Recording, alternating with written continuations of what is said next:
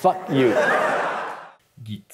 Personne désagréable et méprisable. Pourquoi est-ce que Linus Torvald, le créateur de Linux et aussi le créateur de Git, aurait choisi un nom aussi bizarre pour son projet? En fait, la blague, c'est qu'il nomme tous ses projets à partir de lui-même. Et donc, Linux, c'est nommé à partir de son prénom Linus. Et Git, c'est nommé à partir de lui-même parce qu'il pense lui-même que c'est une personne désagréable et méprisante. In fact, I'm a very cynical and untrusting person. I think most of you are completely incompetent. By definition, anybody who disagrees is stupid and ugly. Vous avez manqué mon petit tapis? Aujourd'hui, on va parler de la guerre, on peut presque appeler ça une guerre, qui a mené à la création de Git. À la base, quand Linus a annoncé Linux, il disait lui-même c'est un petit projet, c'est un petit truc vite fait, ça va jamais supporter plus que mon matériel, hein, c'est vraiment à l'arrache. Mais bon, les gens ont vraiment aimé ça, et donc ils commencent à contribuer et à rajouter le support de leur matériel et à rajouter des fonctionnalités, corriger des bugs, etc. Et très rapidement, ça devient un des plus gros projets open source jusqu'à aujourd'hui. C'est probablement le plus gros projet open source qu'il y a. Et donc, le projet grossit très rapidement. Et donc, pour pouvoir rajouter toutes ces fonctionnalités que tout le monde lui envoie, eh ben, Linus, il fonctionne par email. Il y a une liste email qui existe encore aujourd'hui où les gens discutent sur comment implémenter les fonctionnalités et ils s'envoient des patchs. Donc c'est-à-dire que si quelqu'un veut modifier un fichier, eh ben, il fait sa petite modification, il crée un patch et puis il envoie juste le patch histoire de ne pas envoyer tout le code par email. Et puis Linus, lui, il reçoit le patch. Si ça lui plaît, il le rajoute dans le code. Et puis ensuite, quand il publie une nouvelle version, eh ben, le patch de la personne est présent dans cette nouvelle version. Donc ça, au tout départ, ça fonctionne très bien. Les gens lui envoient les patchs, ils les rajoutent, et puis la nouvelle version est dispo, ok. Le problème, c'est qu'évidemment, vous rendez compte que très rapidement, il va y avoir des dizaines, des centaines, des milliers de contributeurs. Ça devient de plus en plus compliqué de gérer les patchs qui arrivent de tout le monde, et surtout de pouvoir gérer ça par email, c'est pas forcément la façon la plus pratique de faire. Donc on est dans les années 90, donc il y a déjà des systèmes de gestion de code, et les plus populaires à l'époque, c'est CVS, et SVN. Le problème, c'est que Linus, il déteste CVS. Pour lui, c'est le pire truc qui arrive. Pour lui, c'est un cauchemar. Pour lui, c'est pas possible. If you actually like using CVS, you shouldn't be here. You should be in some mental institution somewhere else. En fait, il a été traumatisé dans un ancien de ses précédents jobs. Il travaille dans une entreprise où il était obligé d'utiliser CVS pour gérer les changements dans le code. Et à chaque fois qu'il devait l'utiliser, c'était une galère, c'était pas possible. Donc il y a deux trucs principaux qu'il reproche à CVS.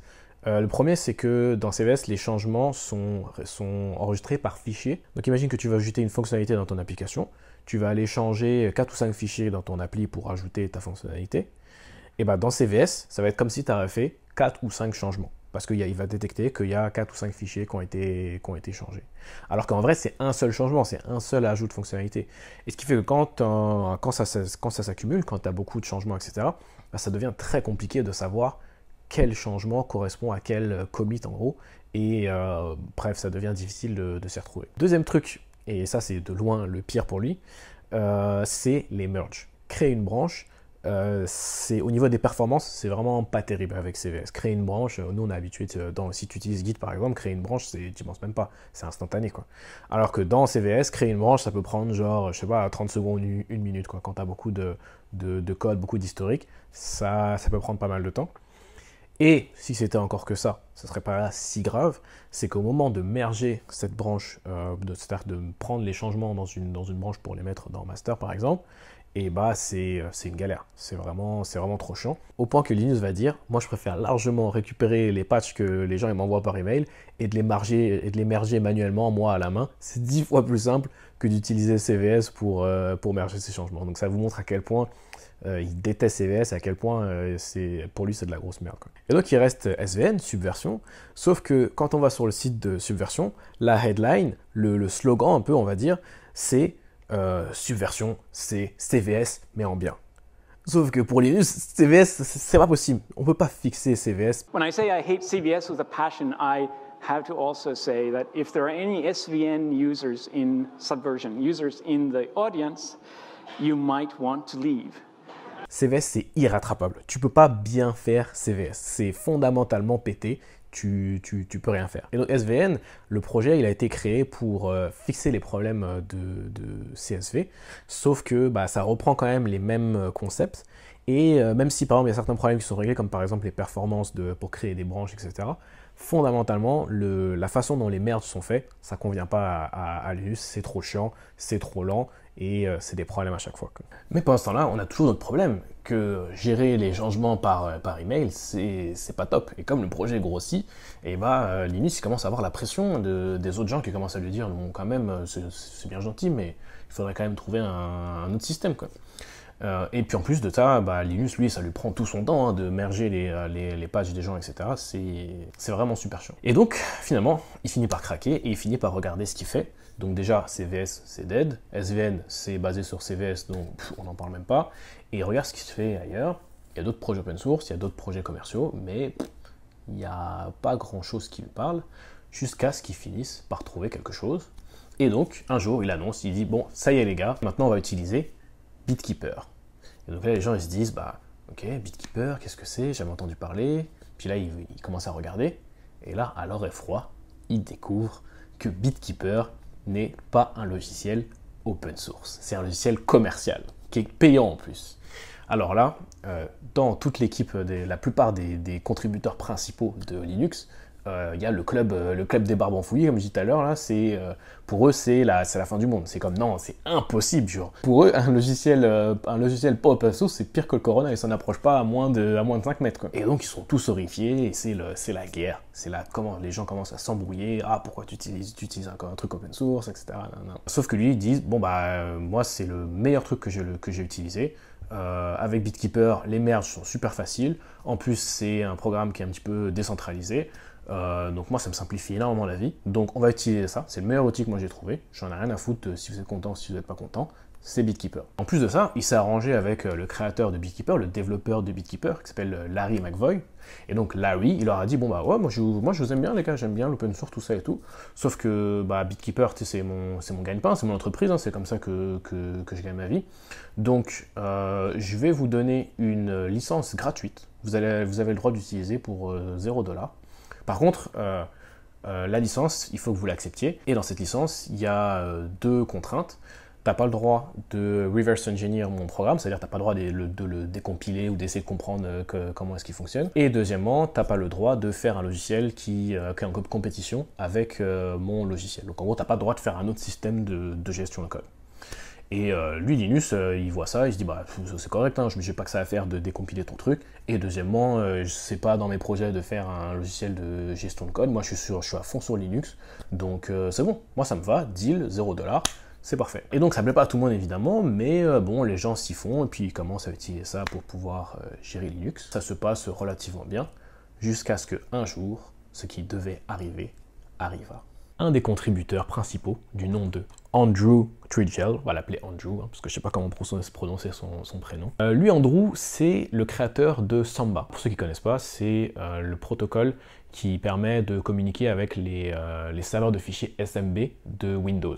Donc en gros, ce qu'il a fait, c'est qu'il a reverse engineer le protocole SMB de Windows. Il a inspecté les paquets pour voir comment ça fonctionnait, pour pouvoir faire la même chose sur Linux pour que sur Linux on puisse partager des fichiers avec Windows. Donc maintenant que je vous dis ça, vous devez commencer à imaginer qu'est-ce qu'il n'a pas pu empêcher de se faire, le fameux Andrew le bidouilleur. Et un jour il se dit, bon, BitKeeper, le client BitKeeper, j'ai pas envie d'utiliser, moi j'utilise que de l'open source. Donc, je vais essayer de créer mon propre client. On va garder le serveur BitKeeper. De toute façon, c'est pas moi qui sais. Le serveur, il est chez BitKeeper. Mais ce que je vais faire, c'est que je vais faire un client open source BitKeeper. Comme ça, je pourrais l'utiliser. J'utiliserai un client open source. Tout ce que moi, j'utilise sur mon ordi, c'est open source. Et puis, on peut quand même utiliser BitKeeper. Comme ça, tout le monde est content. Et donc, il commence à regarder comment fonctionne le protocole de BitKeeper. Très rapidement, il se rend compte que c'est pas si compliqué que ça. Et donc, il crée son propre client.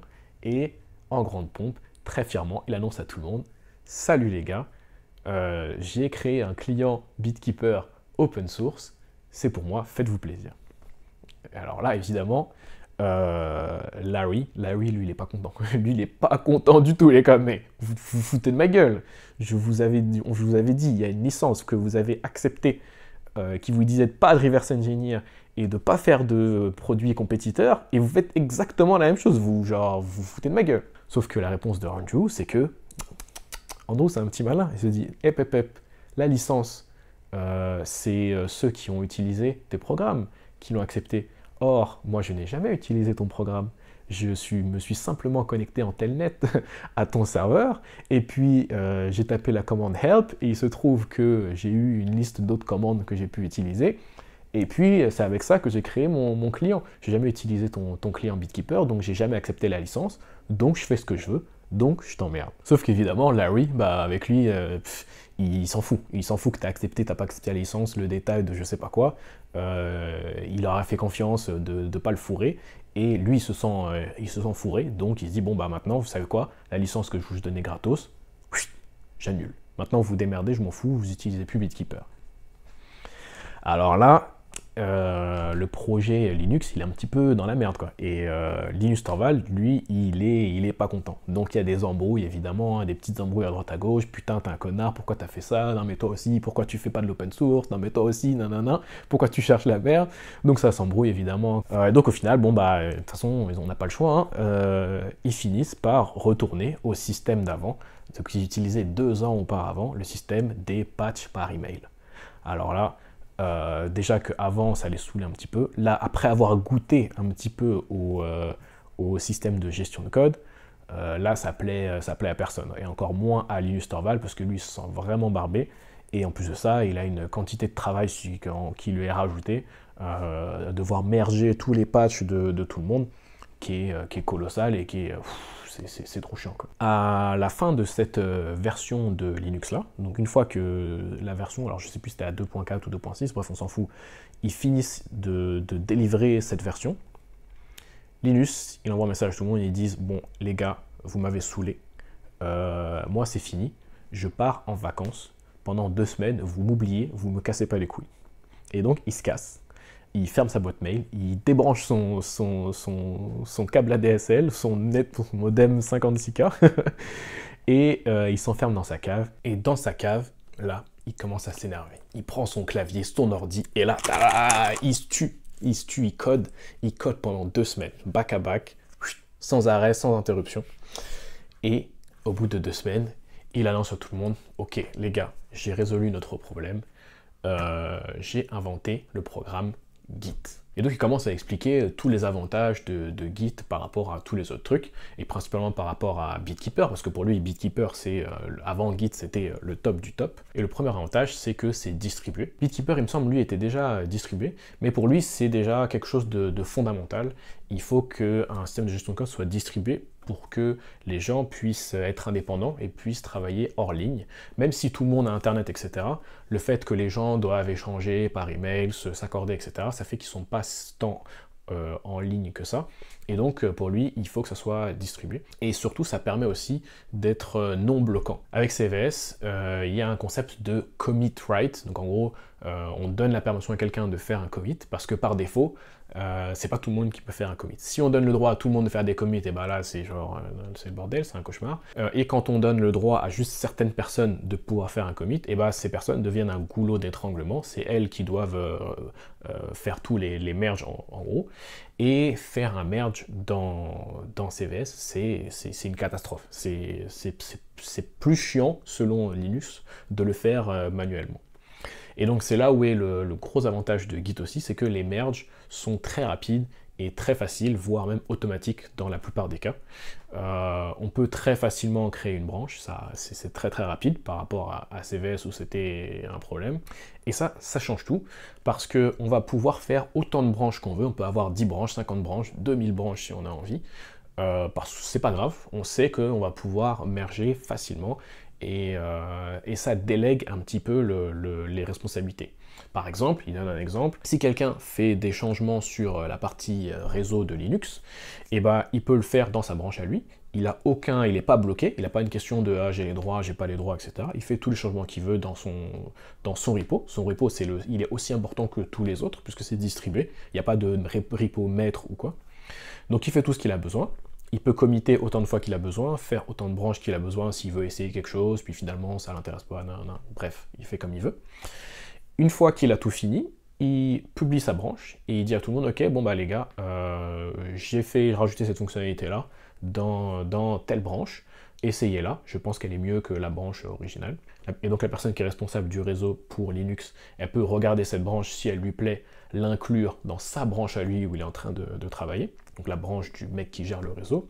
Et ensuite, quand il a pris toutes les branches de tout le monde qui concernaient le réseau, plus ses modifications à lui, il peut envoyer sa propre branche à Linus, et puis Linus, lui, il prend cette truc-là, cette branche où il y a tous les trucs réseau, il fait confiance au mec qui gère le réseau, et il peut inclure sa branche, donc c'est un seul merge pour lui à faire, et ça lui simplifie énormément la tâche, parce qu'avant ça, il aurait reçu 40 merges de 40 trucs par email de 40 personnes différentes, alors que là, il en reçoit, t'as juste le mec du réseau qui lui en reçoit quelques-unes, et puis Linus, lui, il en reçoit quelques-unes de personnes seulement à qui il fait confiance, et donc il merge juste les branches des personnes à qui ils font confiance, qui ont fait du bon code, et puis ça simplifie énormément pour lui. En plus, la plupart des merges ils vont être automatiques avec Git, donc pour lui, ça change tout, quoi. Et donc, au tout départ, les gens ils comprennent pas trop, ils se disent bon, j'ai du mal à comprendre parce que c'est vraiment un concept complètement nouveau.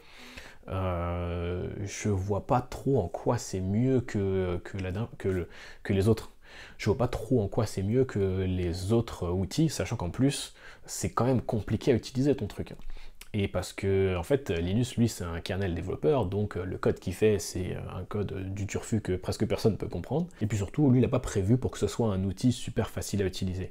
Il a vraiment optimisé pour les performances, et donc il y a plein de commandes différentes qui ont des noms tout à fait bizarres. C'est beaucoup qu'on retrouve d'ailleurs jusqu'à aujourd'hui, plein de commandes dans Git qui sont un petit peu, qui ont des noms un peu farfelus, quoi. Et donc c'est très difficile à utiliser au début, mais par contre c'est très performant. C'est de loin le système de gestion de code le plus performant qui existe. Donc il continue d'améliorer son programme pendant quelques mois, et comme c'est un projet open source, et bien évidemment il y a des gens qui commencent à contribuer au projet, donc à l'améliorer, jusqu'au bout d'un moment, Linus, ils se disent ok, là pour moi c'est un bon début, j'ai amené le nouveau concept, et puis j'ai fait en sorte que les bases soient bien stables et qu'il y ait des très bonnes performances, et donc maintenant je laisse les rênes à notre ami Junio Amano, qui est le mainteneur, le mec qui maintient le repo jusqu'à encore aujourd'hui. Et c'est lui qui a rajouté pas mal de fonctionnalités qui rendent Git un peu plus utilisable, des commandes un peu plus faciles à utiliser, et qui t'évite de faire, au lieu de faire 8 commandes, et bah t'en as juste une à faire pour les opérations les plus fréquentes et des choses comme ça. Ce qui fait qu'aujourd'hui, Git est un système qui est utilisable, même si, si vous avez vu mes dernières vidéos, vous doutez que j'ai encore un petit peu du mal avec certaines des commandes de Git, je comprends pas trop ce que je fais parfois, quoi. Et donc moi, qu'est-ce que j'en pense de toute cette histoire? Moi, je suis un petit peu plus du côté de Linus, on va dire. Peut-être que c'est parce que le fait que j'ai lu beaucoup sur lui, et bah, ça me met un petit peu de son côté. Mais même en regardant les archives, on voit que la plupart des archives, c'est des trucs, des gens qui sont vraiment à fond sur l'open source. Et pour eux, ce qu'il a fait, c'est un crime impardonnable, un péché même. Pour lui, l'open source, c'est un outil. Lui, il fait de l'open source, il fait des logiciels open source parce qu'il pense que c'est le meilleur outil pour faire des logiciels, parce que tu peux avoir des contributions de tout le monde, et puis c'est mieux pour la sécurité, c'est mieux pour lui, c'est le meilleur outil, donc il utilise l'outil open source pour créer des programmes. Par contre, quand il s'agit d'utiliser d'autres outils, et ben, il prend le meilleur outil qu'il peut trouver à sa disposition. Si cet outil-là se trouve être open source, tant mieux, c'est parfait. Si l'outil qui correspond à qui correspond à ses besoins n'est pas open source, et ben on va utiliser celui-là, même si c'est un outil commercial, pour lui c'est pas un problème. Alors que la plupart des gens, par exemple comme Richard Stallman ou comme la plupart des gros contributeurs, le club des barbes enfouis, comme j'ai dit tout à l'heure, pour eux c'est plus une philosophie, c'est plus une question de respect des libertés, et donc c'est ça, c'est limite une religion pour eux, il faut que ça soit open source, sinon c'est pas possible. Et pour moi, les conséquences d'utiliser des logiciels qui sont pas open source, ça fait depuis tout ce temps que j'utilise des logiciels closed source, et j'ai pas l'impression d'avoir vécu des si grosses conséquences que ça. Un des arguments que je trouvais intéressant, c'était le fait que si tout le monde comme moi s'en fout, Et bah, ceux pour qui ça compte, au bout d'un moment, n'ont plus le choix parce que tout le monde utilise Windows, donc tous les programmes sont compatibles Windows et puis rien n'est compatible Linux, ce qui fait que la personne pour qui c'est important, elle a plus le choix en fait, parce que son système, comme personne ne l'utilise, et bah, elle peut pas l'utiliser. Et donc ça, au final, je trouve pas que les conséquences de pas utiliser quelque chose d'un logiciel open source, la perte de liberté entre guillemets hein, que ça engendre, je trouve pas que les conséquences soient... en fait, je les vois pas. C'est pour ça que j'ai du mal un petit peu à m'y intéresser. Moi, sur mon ordi, tant qu'il y a Call of Duty qui marche, c'est bon, ça me va, je m'en fous du reste un petit peu. Et donc, pour ceux qui ont vu mon avant-dernière vidéo, où il y a un moment où je m'énerve pendant une demi-heure à essayer d'utiliser Git, j'ai dit à un moment, peut-être que je vais faire une formation sur Git, et je pense que c'est ce que je vais faire. Donc une formation dans le sens où je vais créer une formation sur Git pour utiliser Git, un petit peu le Git pour les sysadmins. Pour moi, de base, parce que de base, ça m'énerve après tout ce temps de ne pas savoir proprement utiliser Git, de ne pas trop comprendre ce que je suis en train de faire. Donc le fait d'en créer une formation pour ça, ça va me forcer à devoir comprendre en profondeur comment ça fonctionne et comment l'utiliser. Et donc, pour ceux que ça intéresse, je vous conseille de vous inscrire dans la newsletter juste dans la description. Comme ça, dès que ça va sortir, vous serez au courant. Et puis, vous aurez la promotion habituelle de lancement de la formation. Pour ceux qui n'utilisent pas Git, je ne suis probablement pas le premier à vous dire que vous devriez l'utiliser. Et pour ceux qui l'utilisent et qui sont un petit peu dans mon cas et qui sont un petit peu genre, je l'utilise, mais la moitié du temps, je ne comprends pas trop ce que je fais, quoi. Peut-être que ça peut vous intéresser aussi. Et puis, voilà, newsletter dans la description. Et puis, on se retrouve la prochaine fois, bientôt, j'espère.